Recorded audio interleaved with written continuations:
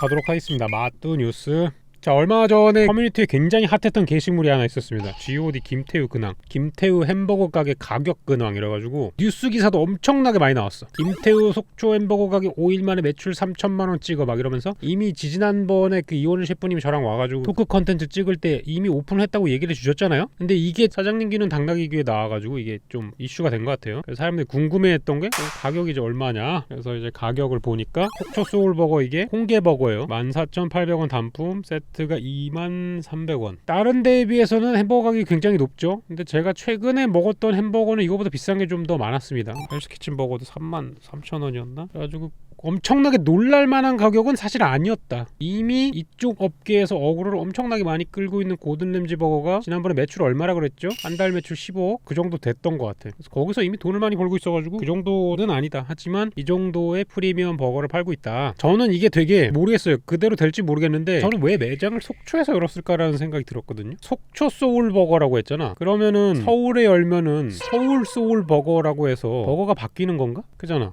이게 속초에 게가 유명하니까 속초에는 이제 게가 들어간 버거를 하고, 다른 식재료가 유명한 자리에 열면은 그쪽에 유명한 식재료로 버거를 계속 만드는 거 아니야? 이원일 셰프님이 맨날 와가지고 하던 얘기가 자기는 전국 8도의 음식을 어쩌고저쩌고 얘기했잖아요. 여기저기 지역 특산물하고 엮어가지고 계획적으로 만든 것 같다. 전주 비빔밥 버거 이런 거 할 수도 있고, 그죠? 제주 닭은 이천 쌀버거 여러가지 버거들이 있어가지고 버거가 어떻게 나오는지 좀 보고 싶어가지고 좀 사진을 찾아봤습니다. 그러니까 왼쪽이 이제 그 속초 소울버거, 이 안에 들어간 게 이제 홍게랑 치즈가 들어갔대요. 그래서 이걸 이제 꾹 누르면은 치즈가 튀어나오는 게 인스타에 영상으로 있더라고요. 그리고 되게 인상적인 거는 채소가 없다.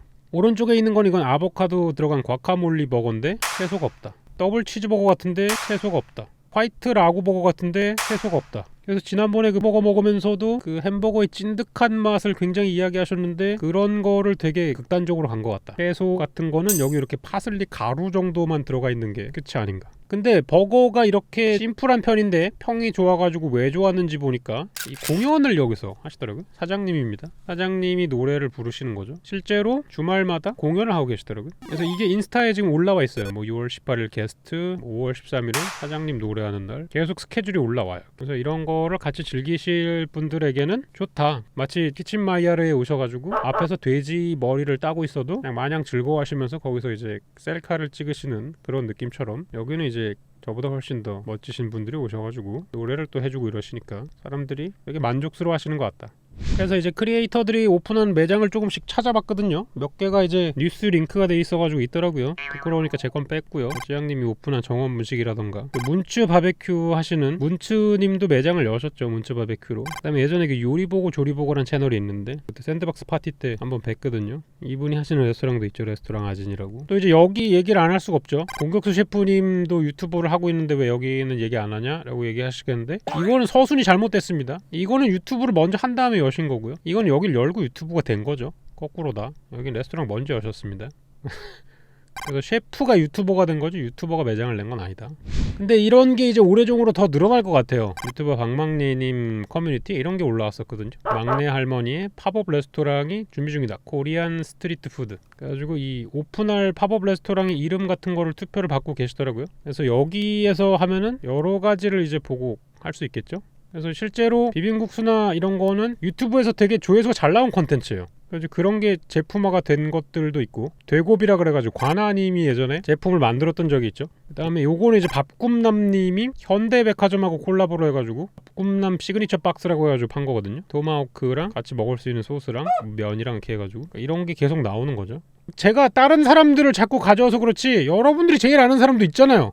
이것도 같은 케이스입니다. 그래서 이게 음식이 굿즈화 된 거죠. 그러니까 제가 자꾸 무슨 뭐 요리사들만 가져오고 뭐 다른 사람 가져와서 익숙치 않다고 느끼지만, 요리랑은 1도 관계없는 사람도 이거를 내서 매진을 치고 있습니다. 여러분들이 가장 잘 아는 대표적인 케이스 아닙니까? 이제 이해가 확 가죠. 그래서 이런 것들이 불티나게 팔린다. 그래서 다른 것도 속속들이 나오고 있다. 이번에 나온 건 뭐냐? 조조속 유튜브에서 시작한 컨텐츠죠. 이걸 보시면 이제 빡치주라는 게 영상 안에서 나옵니다. 그래서 이걸 제품화 시켰어요. 빡치주와 개빡치주. 이건 40도 25도짜리 전통 소주입니다. 어디서 만들었는지 봤더니까 제가 예전에 막걸리 인상적인 게 먹었던 것 중에 떠먹는 막걸리 만든 데 있다 그랬잖아요. 여기서 한 거예요. 그러니까 그냥 막 아무 데랑 콜라보한 게 아니라 술을 잘 만들고 계시는 또 메이저 브랜드랑 같이 콜라보를 했습니다.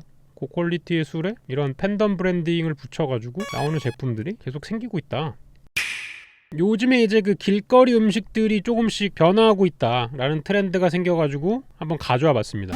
요거는 이제 붕어빵이잖아요. 사실 이제 일본에서도 유명한 간식입니다. 일본은 이제 요걸 타이야끼라 그러거든요. 타이가 이제 일본어로 도미예요, 도미. 그래서 도미빵이라고 합니다. 이런 게 있는데 최근에 이제 그 시제품이 하나 새로 나왔는데 요런 게 나왔습니다. 그냥 모양만 바뀐 거예요. 귀엽죠, 여러분? 그리고 요거를 이제 커피숍에서 커피랑 같이 이렇게 팝니다. 모양만 이렇게 바꿨을 뿐인데 이게 작년에 되게 이슈가 많이 됐어요. 그래서 요런 것들, 이렇게 그 레트로 음식들이 조금씩 변화가 돼가지고 다시 붐이 올라오고 있는데 국내에서 대표적인 건 이겁니다. 이게 그 연남동에 생긴 꽈배기집입니다. 옛날 시장 꽈배기 형태의 기본 꽈배기에다가 토핑을 잔뜩 끼얹은 거예요. 뭐 요런 거 보면 마스카포네랑 뭐 이거 무지개 꽈배기, 뭐 이거는 초콜릿 꽈배기 이런 것들이 다 있는 거예요. 근데 이게 그 브랜드가 굉장히 많이 생기고 있습니다. 뭐 꽈르띠에라 그래가지고 약간 좀 명품 꽈배기 이런 느낌으로 하는 데도 있고, 뭐 꽈페라 그래가지고 카페랑 이제 꽈배기 카페 합쳐가지고 이런 것도 있고, 한때 그 벌집 아이스크림 인기 있었던 것처럼 이게 카페 창업 뉴 아이템으로 되게 많이 나오더라고요. 막 많이 생길 것 같아요. 이게 언제쯤 시들해질까요? 무지개 꽈배기가 이제 편의점 신상으로 나왔습니다 하면은 그때 이제 전국적으로 아마 좀 터질 거고요. 올해 말이나 내년쯤 되면 이제 조금 이제 사그라들겠죠. 항상 편의점에서 제품이 나오면은 인기가 거의 전성기를 찍고 반년 정도 지나면 이제 쇠퇴기에 접거든요, 보통. 지금까지 다 비슷한 패턴이었습니다. 그래서 이런 매장들이 지금 오프라인 되게 인기가 있는데, 이런 오프라인 제품들이 제품화 돼가지고 나오는 케이스가 예전부터 많았다. 이거는 뭐냐면은 슈퍼마차라 그래가지고 말차, 가루독차 있죠? 가루독차를 파는 매장이 있습니다. 굉장히 핫한 곳이에요. 그래서 여기 매장의 포인트는 뭐냐면 이제 설탕 대신에 감미료를 넣어가지고 만든 이런 녹차 제품을 팔아요. 말차 라떼라던가 말차 콘이라던가 이런 걸 이제 매장에서 팔고 있었습니다. 이걸 이렇게 파니까 최근에 신제품이 나왔어요. 이렇게 슈퍼 마차 라떼랑 슈퍼 말차 초코를 제품화 시켜가지고 GS에서 판매하고 있더라고요. 저는 사실 아이스크림에 환장하는 사람이잖아요. 슈퍼 말차 초코를 먹고 싶어가지고 주변에 있는 GS를 싹 돌았는데 없어. 아쉬움. 그래서 전반적으로 이게 지금 사이클이 하나잖아요. 이렇게 쭉 제가 오늘 설명을 드렸죠. 컨텐츠와 인지도를 가지고 이제 매장이 나오고, 매장이 쭉 잘 되면 이제 제품이 나오고, 이 제품 가지고 프랜차이즈가 나오고, 프랜차이즈가 또 이제 또 제품이 나오고.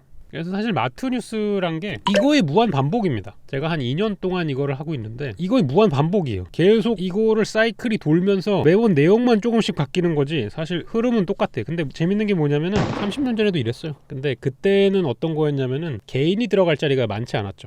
기업들을 중심으로 만들어지고 그러던 게 훨씬 많았는데, 요새는 이제 이런 연예인이나 크리에이터들이 팬덤 문화를 활용을 해서 그런 게 많아지는 시점이 됐다. 그래서 올해는 더 많아질 것 같습니다. 왜냐하면 2022년 트렌드가 뭐였냐면은 컨텐츠 소비가 제품 구매랑 연결되는 사업이 2022년에 가장 성장 가능성이 높은 시장이었거든요. 거기다가 이제 다품종 소량 생산, 모두가 원하는 제품이 아니라 특정 사람들이 매니아적으로 찾는 제품들, 이런 게 늘어난다는데 그대로 지금 다 되고 있잖아요. 2022년인 요즘은 모든 제품들이 평범한 거는 잘 없습니다. 그래서 앞으로도 이런 거를 잘 잡는 사람들이 2022년에는 되게 많은 돈을 벌 것 같다. 마무리하도록 하겠습니다.